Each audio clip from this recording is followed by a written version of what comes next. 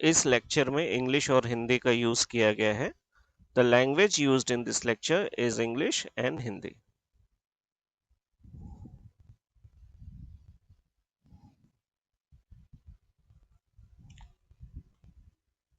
ये पार्ट हो गया है। We have completed this part. अभी हम सेकेंड पार्ट में हैं। Let's do the second part, Newton's first law of motion.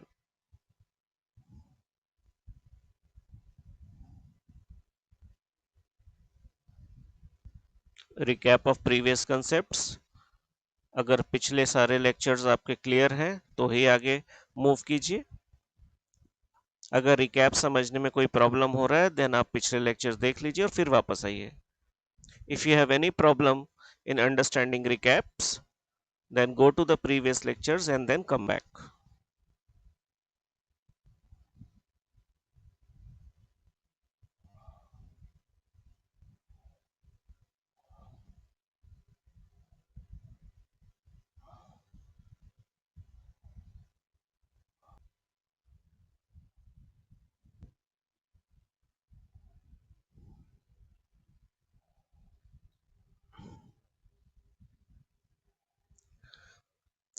Galileo ने बहुत ही इंटरेस्टिंग एक्सपेरिमेंट दिखाया था डबल इंक्लाइन प्लेन का, जिसमें हमने देखा था अगर एक बॉल हाइट h से रिलीज हो रहा है, रिलीज मतलब u इक्वल टू 0, और ये फ्रिक्शनलेस इंक्लाइन प्लेन है,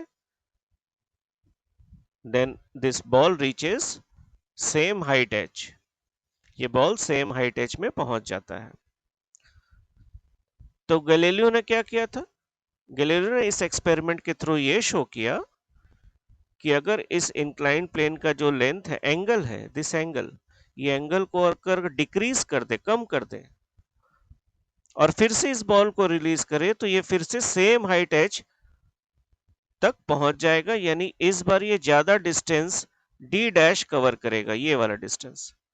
तो अगर इस थीटा को 0 कर दिया जाए तो बॉल क्या करेगा? तो ball will continue moving forever trying to achieve equal h। Ball continuously move करेगा फॉरएवर विथ कांस्टेंट वेलोसिटी, इस कोशिश में कि ये कभी हाइट h अचीव कर ले। बट क्योंकि ये पैरेलल है टू द ग्राउंड है, हम बहुत क्लियर है कि कभी भी ये हाइट h अचीव नहीं कर पाएगा, और इसलिए वो ऑलवेज v वेलोसिटी से मूव करता ही रहेगा फॉरएवर। ये बेसिक फाउंडेशन गैलीलियो ने दे दिया था, और इसी को हम इनर्शिया भी कहते हैं, इनर्शिया ऑफ मोशन। कि if a body is moving with velocity v in a straight line, then it will continue to move, वो कंटिन्यूसली मूव करता रहेगा उसी वेलोसिटी से जब तक कि कोई फोर्स ना अप्लाई हो जाए उसको रोकने के लिए, till a force is applied to stop the body। ये किसका आइडिया था? ये गैलीलियो का आइडिया था, और गैलीलियो ने लॉ ऑफ इनर्शिया दिया था। That was the starting point जिससे न्यूटन्स ने फर्स्ट लॉ ऑफ मोशन को फर्दर बिल्डअप किया। Newton's first law of motion तो सभी को पता ही है, ये है स्टेटमेंट, आप सभी जानते हैं। तो इसका बेसिक मीनिंग ये है कि if a particle is at rest to motion we need external force. एक पार्टिकल रेस्ट में है और उसको मोशन में लाना है तो मुझे एक्सटर्नल फोर्स की जरूरत पड़ेगी। मतलब एक पार्टिकल अगर रेस्ट में है तो it will continue to stay at rest.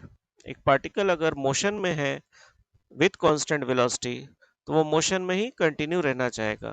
If a particle is at rest it will continue to be at rest unless it is compelled by, unless हम कोई फोर्स, एक्सटर्नल फोर्स से उससे compel कर दे, force कर दे कि भाई वो move करो। इजी टू अंडरस्टैंड, बहुत इजी है। इसका उल्टा भी ट्रू है।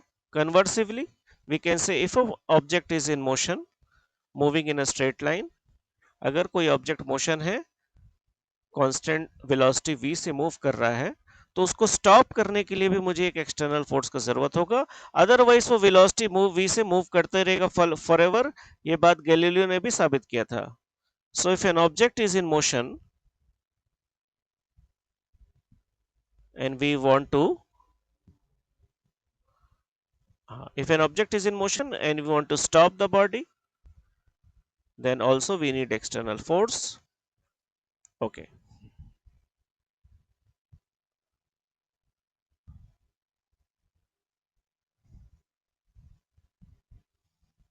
this part is also simple. इस पार्ट में भी फर्स्ट लॉ का ही कंसेप्ट यूज किया गया है, बस लैंग्वेज डिफरेंट है. लैंग्वेज क्या है? लैंग्वेज ये है कि if net external force is zero, acceleration will also be zero. अगर net force on a particle अगर जीरो है तो एक्सेलरेशन भी जीरो होगा, और उल्टा अगर एक्सेलरेशन जीरो नहीं है तो नेट फोर्स भी जीरो नहीं होगा. So if acceleration is not zero, net force will also not be zero. So this we can understand very easily. If acceleration is not zero, dv dt is not zero, मतलब v is not constant, right? मतलब v is not constant. v is not constant का मतलब v is not zero or some constant. तो Newton's law के हिसाब से v अगर zero और कांस्टेंट होगा तभी नेट फोर्स जीरो हो सकता है. तो v अगर जीरो और कांस्टेंट नहीं होगा तो नेट फोर्स क्या होगा? नेट एक्सटर्नल फोर्स वो भी जीरो नहीं होगा. घूम फिर कर सब एक ही बात है. It's all the same thing.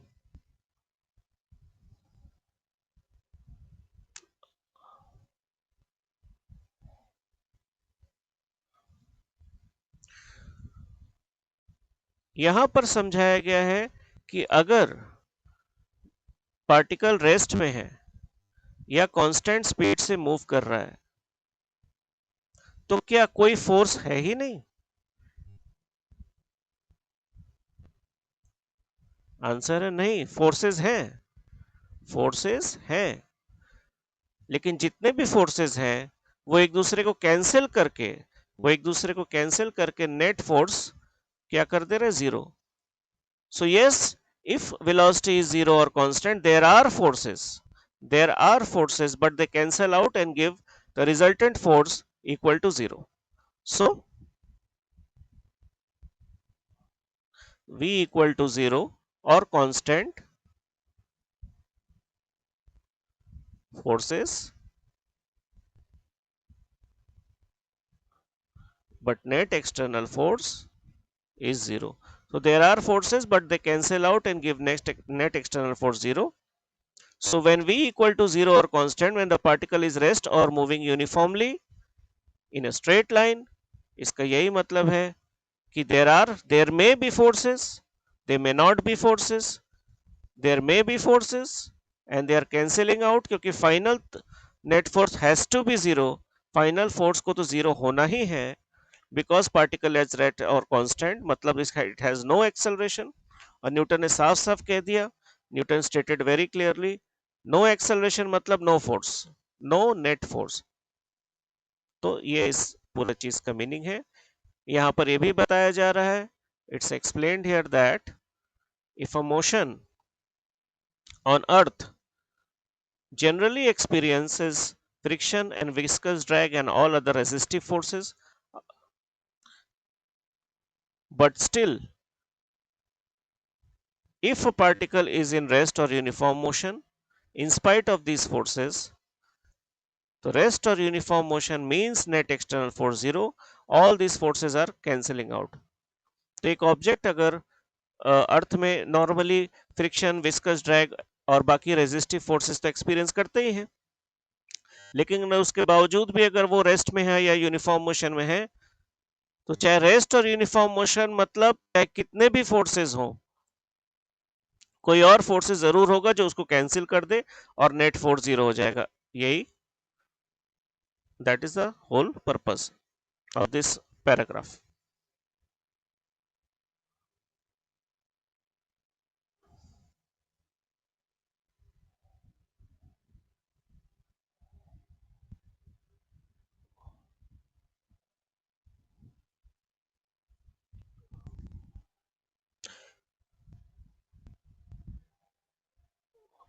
an object is at rest or in uniform motion, it is because various external force cancel out. वही बात फिर से यहां लिखा गया है, लेकिन इस बात को दो एग्जाम्पल से समझाया गया है. So same thing has been explained by two examples. ये दो एग्जाम्पल्स आपके न्यूमेरिकल्स के लिए, क्वेश्चंस के लिए इंपॉर्टेंट है कि भाई यहाँ क्या हो रहा है, क्या फिनोमेनन चल रहा है. So these two examples are important for your question, so pay attention. Before I start this example, इस एग्जाम्पल को स्टार्ट करने से पहले हम समझाएंगे नॉर्मल रिएक्शन क्या होता है. तो नॉर्मल मतलब परपेंडिकुलर. ये नॉर्मल वर्ड का मतलब होता है परपेंडिकुलर. तो कोई भी ऑब्जेक्ट, जैसे बुक अगर टेबल में है तो बुक फोर्स अप्लाई करेगा टेबल पे. यस. न्यूटन्स थर्ड लॉ के हिसाब से टेबल भी बुक पे फोर्स अप्लाई करेगा. यस. उस फोर्स को नॉर्मल रिएक्शन कहेंगे, विच एक्ट्स, जो परपेंडिकुलरली एक्ट करेगा, 90 डिग्री में एक्ट करेगा. बाकी नॉर्मल रिएक्शन का डिटेल हम लोग बाद में पढ़ेंगे. एक्चुअली इलेक्ट्रोमैग्नेटिक फोर्स होता है, बहुत कुछ पता भी नहीं है इसके बारे में, यहाँ लिखा हुआ है सारी बातें.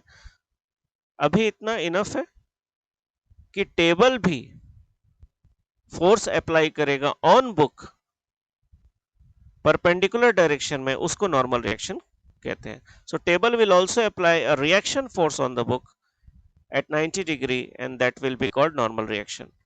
So this is not only true here, it is true in various places. ये बहुत जगह ट्रू है. अगर कार भी ऐसे खड़ा हुआ है जमीन पे तो जमीन भी नॉर्मल रिएक्शन अप्लाई करेगा, N1 N2. So even if a car is standing on the ground, ground will can also apply normal reaction. So normal reaction is true. If you have a ladder like this, ये L for ladder, अगर आपके पास ऐसा ladder है, ये दो point है जहां पर ये टच कर रहा है, तो यहाँ पर भी एक नॉर्मल रिएक्शन परपेंडिकुलर आप लिख सकते हो N1. और यहाँ पर इस वॉल से, इस वॉल का परपेंडिकुलर भी आप ऐसे N2 लिख सकते हो.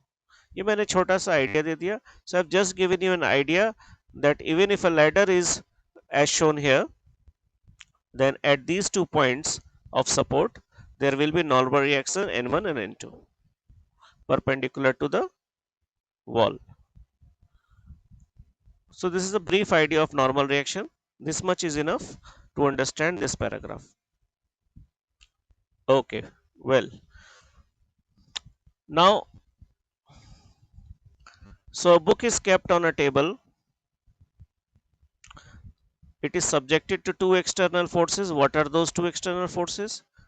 One will be the weight, that is the gravity, gravitational force of the earth, which we know as mg, acting downward. Okay. So due to this gravitational weight, इस gravitational weight के वजह से book press करेगा table को. So book will press the table. तो table भी एक reaction force apply करेगा ऊपर की तरफ. Table will also give a normal reaction force, that we can say R here, because the letter R is used here, तो R ही लिखते हैं. Let's use R. Now what is the situation? यहां situation क्या है? Situation ये है कि इतने फोर्सेस किस पे एक्ट कर रहे हैं? बुक पे एक्ट कर रहे हैं. हम लोग सिर्फ बुक पे जो फोर्सेस है उन्हीं के बारे में बात करेंगे. तो इस तरह का जो डायग्राम हमने बनाया है, लाइक ये अगर बुक है, बुक को एक पॉइंट की तरह आप ट्रीट करो, मास m, नीचे ग्रेविटेशनल फोर्स एक्ट कर रहा है, और उसी बुक पर टेबल भी फोर्स अप्लाई कर रहा है ऊपर की तरफ, एज इफ वो सपोर्ट कर रहा हो. ये दोनों फोर्सेस किस पे हो रहा है? बुक पे एक्ट कर रहा है. Both this forces are on the book. Such kind of diagram is called FBD, free body diagram, जो बहुत ज्यादा यूज होने वाला है इस चैप्टर में और इनफैक्ट पूरे फिजिक्स में ही. Free body diagram is extensively used in the physics. Free body diagram simply means, इसका सिंपल मतलब ये है, all the forces acting on a body, बस. और उसके बाद फिर उसके हेल्प से हम इक्वेशन लिखेंगे. एनीवे, तो ये हमारा फ्री बॉडी डायग्राम हो गया। चलो यहाँ तक भी ठीक है, यहाँ तक तो समझ में आ गया। उसके बाद लिखा है R is a self adjusting force. इसका मीनिंग क्या हुआ?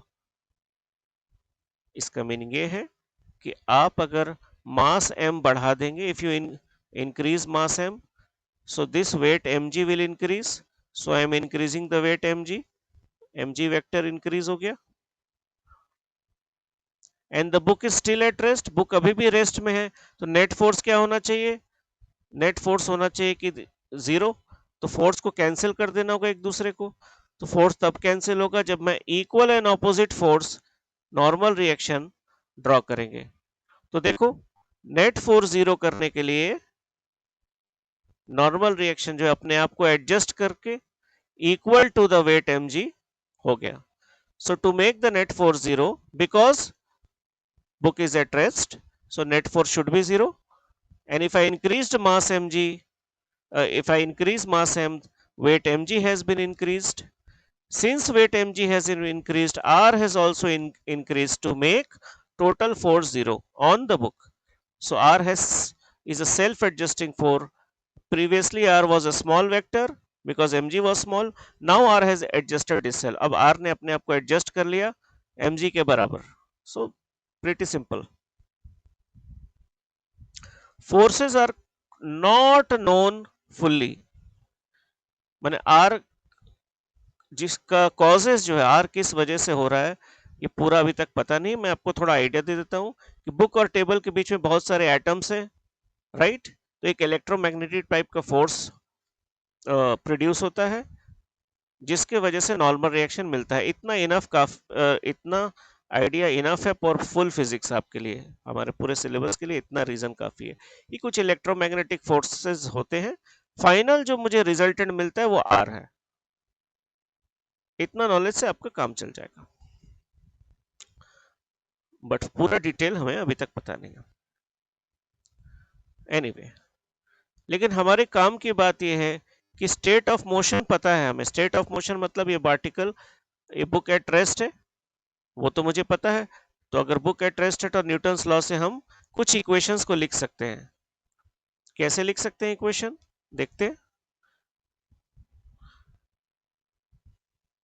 बुक मास m, यहां तक मैंने समझा दिया। अब स्टेट ऑफ मोशन मुझे पता है, I know the state of motion. क्या है state of motion? State of motion है कि वेलोसिटी क्या होगा, बुक का जीरो, और वेलोसिटी जीरो होगा तो नेट एक्सटर्नल फोर्स जीरो।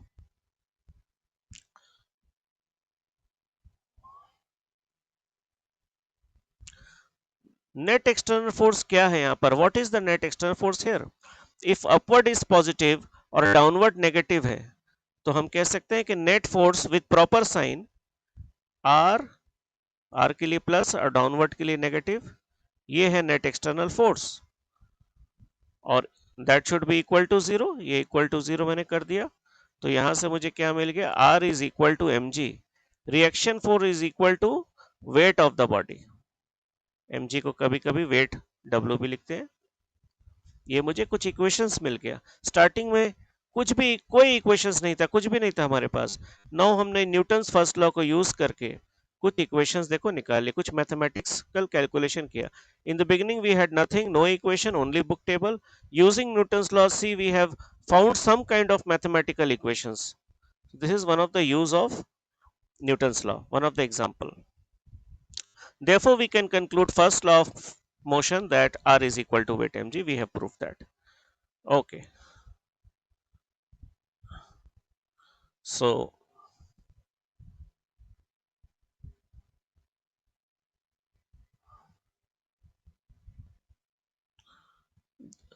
ये बताता है कि क्या पॉजिटिव ले रहे हैं, right positive, up positive. This tells you what is your positive directions, you know that. Or according to this, R will be plus, mg will be minus, net force is R minus mg, 0, R equals to mg.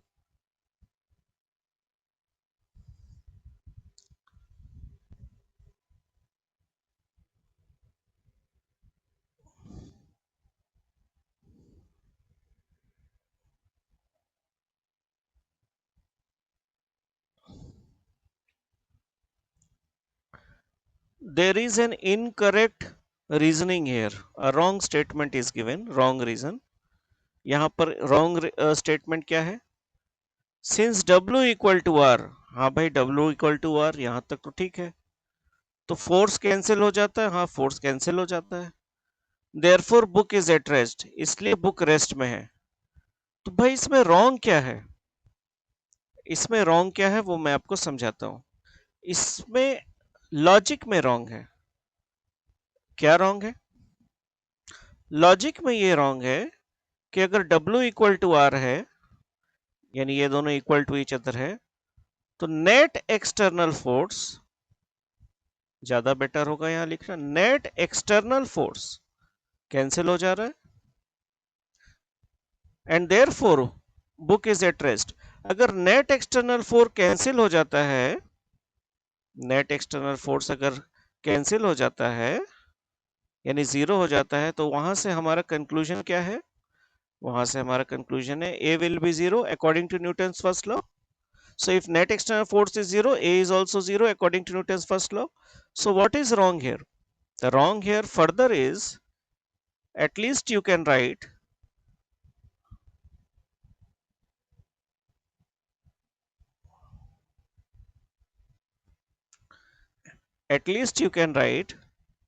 कि when A is zero, अगर A zero है तो वहां से हम जानते हैं या तो particle will be at rest या पार्टिकल मोशन में होगा विथ कांस्टेंट वेलोसिटी. तो यहां ओनली रेस्ट ये ठीक नहीं है. रेस्ट और uniform motion in a straight line ऐसा लिखा होना चाहिए. So at least a little better statement will be something like this.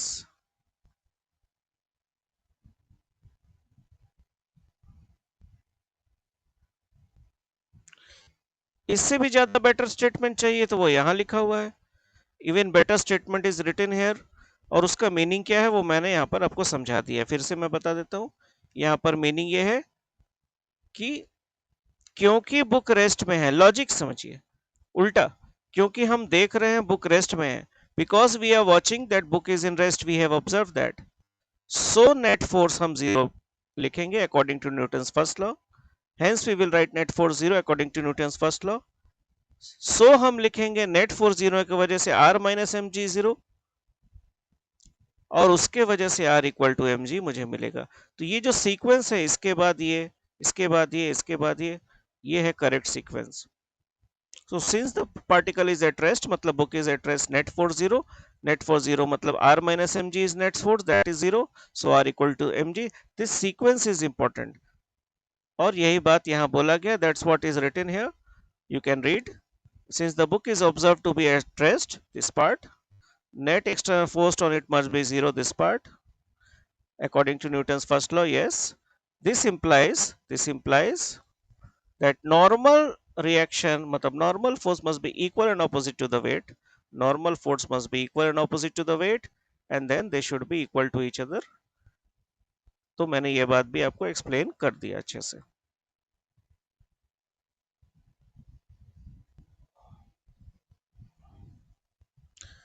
It has to be an external force, very important, not internal, not internal force.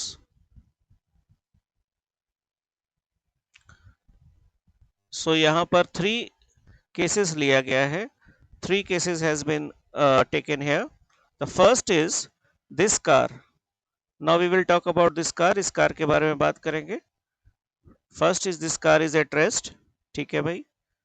Okay, first this car is at rest. Second case is this car picks up speed. ये car अपना speed बढ़ा देता है, यानी speed change हो रहा है, यानी एक्सेलरेशन है. यस, तो सेकेंड केस में एक्सेलरेशन है. और थोड़ा दूर एक्सेलरेट करने के बाद फिर उसका वेलोसिटी क्या हो जाता है? कांस्टेंट. और वो कांस्टेंट स्पीड से मूव करता है. Then moving on a smooth straight road with uniform speed. तो after some time it moves with a uniform speed v. Constant. This is the three situation. तो इनसे हम क्या सीखने वाले हैं? What are we going to learn from this? एक एक करके देखते हैं, let's see step by step. Okay, जब कार इज रेस्ट में है तो हम यहां से क्या लिखेंगे? Net external force will be zero. When car is at rest there is no net force acting on it, वही न्यूटन्स फर्स्ट लॉ है। During pickup it accelerates, pickup के टाइम में ये एक्सेलरेट कर रहा है, इसका मतलब एक्सेलरेशन जीरो नहीं है। अगर एक्सेलरेशन जीरो नहीं है इसका मतलब एक्सेलरेशन का कोई वैल्यू है, एक्सेलरेशन पॉजिटिव नेगेटिव कुछ भी है। एक्सेलरेशन जीरो नहीं है मतलब नेट फोर्स भी जीरो नहीं होगा, according to Newton's first law.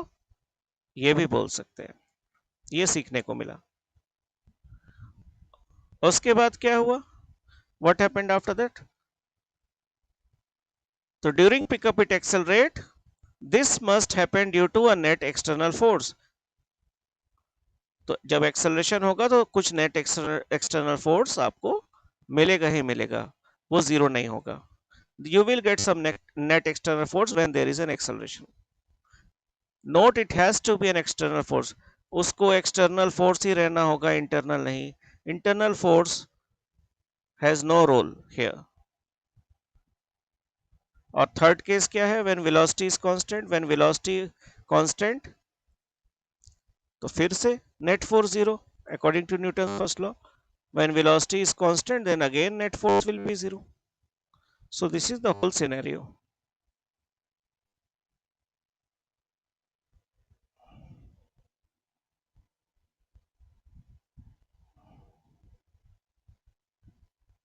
Acceleration cannot be by any internal force.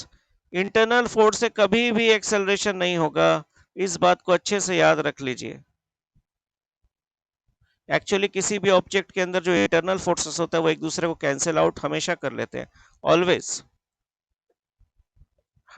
चलो वो डिफरेंट बात हो गया, बस आपको अभी याद रखना है, बार बार एक्सटर्नल एक्सटर्नल वर्ड यूज कर रहे हैं, always we are using external force, तो definitely it has some importance. तो acceleration cannot be by any internal force, acceleration internal force से नहीं होगा। इंटरनल फोर्स एक दूसरे को कैंसिल आउट कर देते हैं, internal forces cancels each other, और net internal force F, net internal force याद रखना फिजिक्स में always we take as zero. Okay, तो लेट्स सी यहां पर क्या है, देखते हैं। Acceleration of the car cannot be accounted by any internal force, cannot by, समझ में आ गया? दिस माइट साउंड सरप्राइजिंग, ठीक है भाई। सिर्फ एक्सटर्नल फोर्स जो है उसके ही वजह से मोशन होगा, एक्सेलरेशन होगा। तो यहां पर क्या है वो एक्सटर्नल फोर्स कार के केस में? अगेन आप सरप्राइज हो जाएंगे, you will be surprised again to know that external force here is friction. Generally we know कि फ्रिक्शन ऑपोजिट्स द मोशन, हम तो यही जानते हैं कि फ्रिक्शन रोकने का काम करता है, लेकिन यहां पर क्या बोला जा रहा है? यहां पर आपको बोला जा रहा है कि friction helps in motion of the car. The only conceivable external force along the road is force of friction. मतलब यहां पर एक ही ऐसा एक्सटर्नल फोर्स है जिसके वजह से मोशन होगा, वह फ्रिक्शन। तो वो क्यों होगा भाई? It is the frictional force that accelerate the car as a whole. Frictional force की वजह से कार एक्सेलरेट कर रहा है, तो आंसर है कि क्यों होगा ऐसा, तो मैं आपको एक्सप्लेन करता हूं। आई एम एक्सप्लेनिंग यू ना। ये कार ऐसे ऐसे रोल करता है, जब मूव करता है कार ऐसे ऐसे रोल करता है, राइट? यानी कार का जो व्हील है वो इस तरह से मूव करता है, तो वो जमीन को ग्राउंड को इस तरफ प्रेस करने की कोशिश करता है। और फ्रिक्शन फोर्स क्या होता है भाई? फ्रिक्शन फोर्स ऑपोजिट डायरेक्शन में एक्ट करता है। फ्रिक्शन तो एक सेपरेट चैप्टर है, वहां आपका और क्लियर हो जाएगा, यहाँ बस थोड़ा सा आइडिया दे दे रहे हैं। तो फ्रिक्शन ऑपोजिट फोर्स डायरेक्शन में एक्ट करता है, तो फ्रिक्शन कहाँ एक्ट करेगा? यहाँ पर, ठीक है। और कार का मोशन का डायरेक्शन कहाँ है? यहाँ पर। तो देखिए यहाँ से कंपेयर करके बहुत क्लियर है कि फ्रिक्शन हेल्प कर रहा है उल्टा यहाँ पर मोशन में, अपोज नहीं कर रहा है, हेल्प कर रहा है. It is very clear from this vector diagram that friction is helping in the motion, which is again quite a surprising and strange thing, but true. तो ये सब इस एग्जांपल से आपको सीखने को मिल रहा है concepts. So you are benefiting from these examples, so you have to really remember all these cases and pay attention. Okay, simply knowing that when a 0 and f is also 0 is not enough, you should know these concepts also. ये concept भी clear रहना चाहिए. तो y क्यों है वो आपको पता चल गया. तो it is the frictional force that accelerate the car as a whole. frictional force की वजह से कार एक्सेलरेट हो रहा है. दो सरप्राइजिंग बात पता चला. इंटरनल फोर्स की वजह से कार एक्सेलरेट कभी नहीं होगा, ओनली एक्सटर्नल फोर्स की वजह से होगा. Net internal force will always be zero, and in motion of the car friction is also helping us. friction is the only conceivable external. friction is that external force जिसकी वजह से car move कर रहा है. Okay, तो you will learn about friction in some other section. वो तो separate एक टॉपिक ही है, बहुत बड़ा और इंटरेस्टिंग टॉपिक है. अच्छा, उसके बाद थर्ड केस में था ना हमारा, car moves with constant velocity. in our third case, in previous slide I showed you that when car is moving in, again net force will be zero. फिर से net force zero हो जाएगा, क्योंकि net force तो v equal to zero में भी net force zero होता है, and v equal to constant में भी net force zero होता है. So v equal to zero, okay, in both the cases we know that net force is zero. So when the car, after some time when the car attains constant velocity and car starts moving with constant velocity, then there are many forces acting on the car, like friction forces is acting on the car, which is helping in the motion. But when the car is moving with constant velocity, it means some more forces must also be acting. सिर्फ friction force से तो काम नहीं चलेगा, नहीं तो वो तो कैंसिल आउट नहीं हो रहा है. So when car is moving with constant velocity, some more forces are acting, and all these forces will cancel each other, and ultimately again I can say that net external force is zero. So only in the second case when car was picking up, मतलब second case में जब car के पास acceleration था, उस case में हम लिख सकते हैं, ध्यान से सुनना, उस केस में in that case we can write कि net external force is equal to force of friction को भी लिख सकते हैं, नेट एक्सटर्नल फोर्स जो एक्ट करेगा इस डायरेक्शन में, और वो जीरो नहीं है. ये हुआ यहां से सिचुएशन. और उसके बाद जब वापस कांस्टेंट स्पीड में आ जाएगा, कोई और वैल्यू, स्टार्टिंग तो जीरो था, फिर वापस कांस्टेंट स्पीड से अगर कार मूव कर रहा है, if the car is again moving with constant speed, that means very very clear, Newton has stated very clearly बता दिया न्यूटन ने, भाई कुछ भी हो, जितने भी फोर्सेस हो, आपको फोर्सेस के बारे में पता हो चाहे ना हो, नेट फोर्स जीरो होगा. मतलब फ्रिक्शन के अलावा और भी कुछ फोर्सेस एक्ट करेंगे और वो सब एक दूसरे को कैंसिल करके जीरो कर देंगे. यही बात है, चाहे वो फोर्स आपको पता हो चाहे ना हो, आपको ये यूज करना है. और अगर सारे फोर्सेस आपको पता है, if you know about all the forces, तो आप प्रॉपर साइन के साथ भी लिख सकते हो कि जीरो. तो सपोज फ्रिक्शन फॉरवर्ड में एक्ट कर रहा है, कोई और फोर्स बैकवर्ड में एक्ट कर रहा हो, तो वो सब आप प्रॉपर साइन में इक्वल टू, जैसे R minus M G zero हमने किया वैसे करके कर लेना. Okay,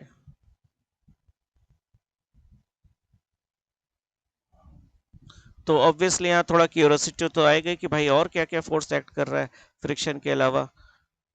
Obviously you will be curious to know what other forces are acting here besides friction. So normal reaction is also there in both the vehicle, mg is also there, lot of forces are there.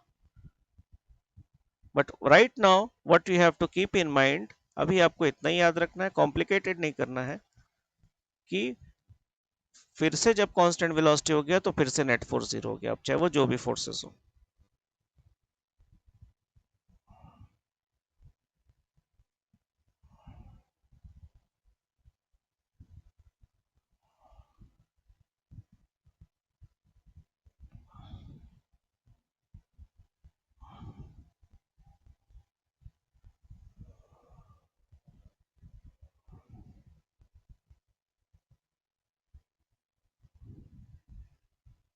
यहां पर कुछ extra लिखेंगे, अब तक तो ये लिखते ही आ रहे थे। एक्स्ट्रा क्या होगा, जब एक्सेलरेशन है तो नेट फोर्स जीरो नहीं होगा। नेट फोर्स जीरो क्यों नहीं होगा, क्योंकि फ्रिक्शन एक्ट कर रहा है। कुछ तो फोर्स होगा, वो एक्सटर्नल फोर्स क्या होगा, फोर्स ऑफ फ्रिक्शन। और फोर्स ऑफ फ्रिक्शन की हेल्प से क्या होगा, एक्सेलरेट करेगा कार, उल्टा है, अपोज नहीं होगा, एक्सेलरेट करेगा। So if there is an acceleration and net force is not zero, means there is some external force. In this case, in the case of a car, then what is that external force which helps in acceleration? That is force of friction. So you have to keep that in mind. It is a frictional force that accelerates the car as a whole. So this is the whole summary. And when third case में velocity constant